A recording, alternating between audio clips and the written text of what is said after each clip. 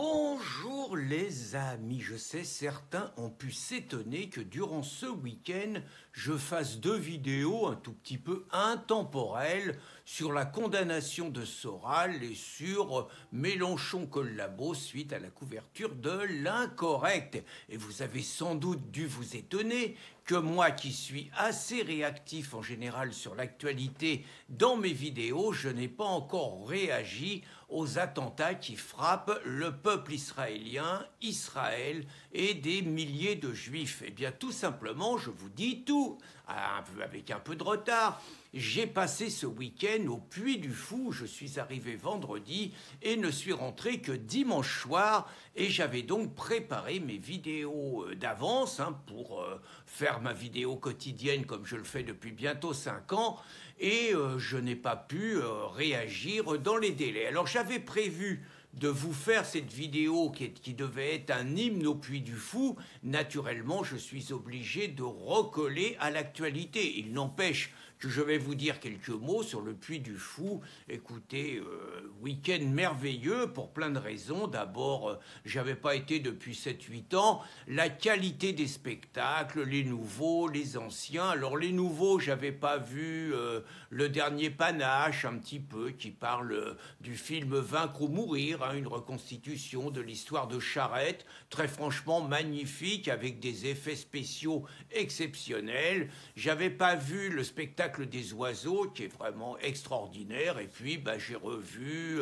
les Vikings, les Romains, enfin bon, tout de 3 ou 4 vieux spectacles que j'avais déjà vus, mais que j'ai revus avec un grand plaisir. Et puis que vous dire sur l'accueil, vraiment la gentillesse du personnel, l'organisation exceptionnelle qui vraiment crée les conditions pour que vous fassiez le moins la queue, même s'il y a du monde. Nous étions quand même 20 000 visiteurs ce week-end. Il y avait la course des géants, là, un 10 km, un 19 km. J'ai fait le 10 km. Je suis très fier de moi. J'ai fait un temps que je ne croyais pas capable de faire. Donc, et puis, surtout, c'est le bonheur d'être dans l'entre-soi. Alors, qu'est-ce que ça veut dire être dans l'entre-soi ? Ça ne veut pas dire qu'on n'est que des blancs, même si, très franchement, il y a 98-99% de blancs parmi les visiteurs. Mais même les gens qui ont une autre origine que nous se comportent en personnes bien élevées, en personnes civilisées, en personnes respectueuses des autres, en personnes qui ne provoquent, qui ne font pas de bruit de manière intempestive, en personnes qui respectent les queues, les files d'attente, qui ont une attitude bienveillante, vous voyez ce que je veux dire, c'est-à-dire tout le contraire des autres. Les autres, ce sont les gens qui ont le profil de pro-palestinien, le profil wesh-wesh, le profil racaille, avec les écouteurs, avec le portable qui fait de la musique à fond, avec le plaisir de vous bousculer, le plaisir de vous doubler et le plaisir d'avoir une attitude hostile, agressive, menaçante qui vous fout la vérole dans ce qui se passe à peu près dans des milliers de quartiers de la France et que pour l'instant, le Puy du Fou et heureusement quelques autres régions sont préservés de cet enrichissement multiculturel comme ils nous disent. Alors, je n'ai pas pu réagir depuis le Puy du Fou, mais mon ami Jacques Guillemin a eu la gentillesse de publier un texte très réactif où je vous avoue que j'avais oublié cette vidéo, une vidéo que j'ai faite il y a 2 ans pour parler un petit peu des organisations françaises qui soutiennent la cause palestinienne, expliquer le projet de société qu'il y a derrière et peut-être rappeler certaines vérités qui ne sont pas forcément connues de tous nos compatriotes. Donc je suis très heureux d'avoir redécouvert cette vidéo et je vous la mets à disposition. Alors je voulais rebondir sur le fait que la semaine dernière, mercredi, Darmanin a dissous Civitas avec l'argument que la République ne peut pas tolérer l'antisémitisme. Tout ça à la suite d'une phrase de Pierre Hilliard, dont je suis convaincu qu'il a un petit problème avec les Juifs. La question n'est pas là. Donc dans une université de Civitas qui, à mon avis, ne fait pas partie des meilleurs défenseurs de la communauté juive et de l'État hébreu, ça je crois que c'est indiscutable aussi. Il n'empêche que la phrase de Pierre Hilliard ne cassait pas trois pattes à un canard et qu'il se contentait de dire, peut-être avec nostalgie, puisque je crois savoir qu'il est monarchiste, il se contentait de dire que sous la monarchie, les Juifs n'avaient pas la nationalité française et il expliquait que c'était la République, en donnant la nationalité française aux Juifs, qui avait permis quelque part l'immigration, le multiculturalisme et la perte de l'identité. On peut être d'accord, ne pas être d'accord, c'est un débat historique, mais en tout cas, je trouve qu'il n'y a rien qui justifie la dissolution de Civitas, si ce n'est la volonté éradicatrice de la part de ce gouvernement de couper les ailes et de briser les reins à toute la résistance patriotique française. Alors, je vous ai mis une petite vidéo également d'Éric Zemmour, qui fait vraiment pour moi la meilleure intervention de tous les hommes politiques français sur la situation en Israël, où il est très clair sur les enjeux civilisationnels, il explique quelles sont les personnes en face, quels sont leurs objectifs, il fait des parallèles avec la France, il allume ceux qui en France les soutiennent, et très franchement, Éric, de très loin, est le meilleur. Et je vais rebondir sur la dissolution de Civitas en vous faisant remarquer que Darmanin n'a pas eu un mot quand un leader de la CGT, un nommé Frédéric Tronche, s'est permis dans un wagon de la SNCF où Éric Zemmour voyageait pour un de ses meetings, de faire une allusion à Éric Zemmour et à Auschwitz en disant qu'il serait bien qu'Éric Zemmour aille à Auschwitz. Aucune plainte, enfin les plaintes sont pour l'instant pas instruites et aucune réaction du gouvernement.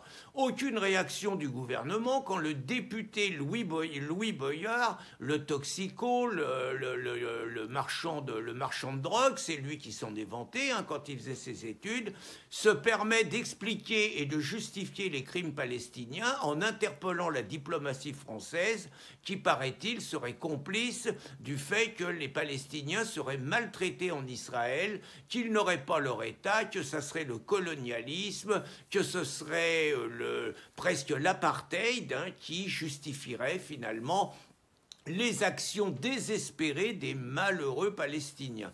Pas un mot quand les insoumis vont encore plus loin et renvoient dos à dos, c'est-à-dire c'est un peu comme ceux qui renverraient dos à dos les nazis et les juifs, c'est quand même pas mal, renvoient donc dos à dos les agressés palestiniens et les agresseurs palestiniens et naturellement appellent à pas d'escalade. Autrement dit, vous vous êtes fait massacrer vos mecs, vous avez des milliers d'otages, mais surtout bougez pas, faut pas répondre. Ben voyons, pas un mot quand des associations pro-palestiniennes, dont certaines devaient être dissoutes, mais que le Conseil d'État, toujours aussi collabo, a sauvé, se permettent de crier finalement leur admiration pour ceux qu'ils appellent les combattants, qui ne sont que des terroristes. Pas un mot quand NPA de Poutou et de Besancenot se permet, eux, de se féliciter des moyens utilisés par les Palestiniens.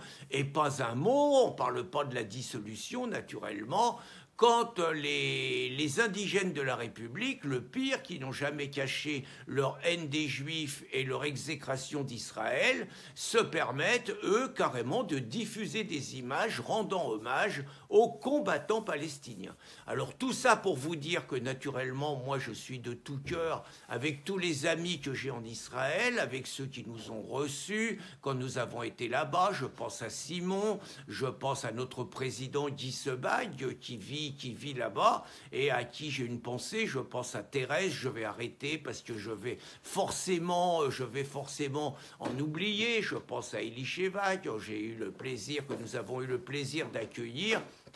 Je pense vraiment à tous nos amis qui ont quitté la France et qui sont partis vivre là-bas, tout simplement parce qu'ils ne se sentaient pas protégés. J'ai une pensée pour eux et surtout, je ne doute pas, malgré les tergiversations de l'État israélien, souvent gangréné par les gauchistes, soutiens pro-palestiniens qui cherche absolument à empêcher Netanyahou d'aller au bout, gangréné par la présence de généraux de gauche qui sont incapables d'aller au bout des actions nécessaires pour éradiquer le Hamas. J'espère que cette fois, vu l'ampleur des provocations et vu l'ampleur surtout des pertes en Israël, ils sauront taper du poing sur la table et éradiquer définitivement les racailles palestiniennes. Dernière chose, qui pourrait penser que ce qui arrive aux Israéliens n'arrivera pas en France? Moi, je dirais que ça arrive déjà tous les jours, mais pas d'une manière aussi massive. C'est simplement éparpillé partout. Vous avez des Français qui tombent sous les coups de couteau des supporters, des disciples palestiniens, parce qu'ils se reconnaissent tous dans la cause palestinienne, tout simplement parce qu'ils nous haïssent. Je ferai remarquer qu'en Israël, un Israélien sur 10 est armé, c'est-à-dire 6 millions de juifs, il y a 8 millions d'habitants, mais 6 millions de juifs, 600 000 sont armés, 1 sur 10. Je ferai remarquer qu'en Israël, tous les jeunes font leur service militaire, 3 ans pour les mecs et 2 ans pour les filles. Donc ils savent tous, ils connaissent tous le maniement des armes, ils savent tous se battre.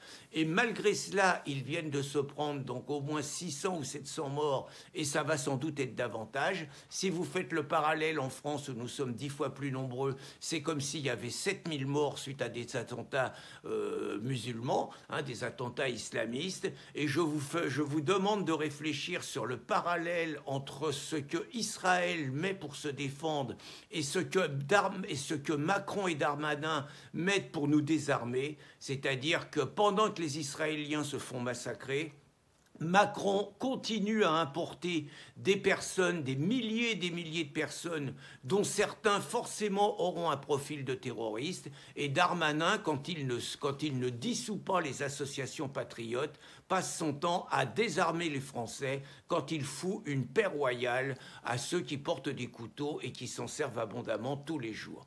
Donc soutien aux Israéliens et confirmation que nous sommes dirigés par des pourritures pro-palestiniennes. Bonne journée les amis.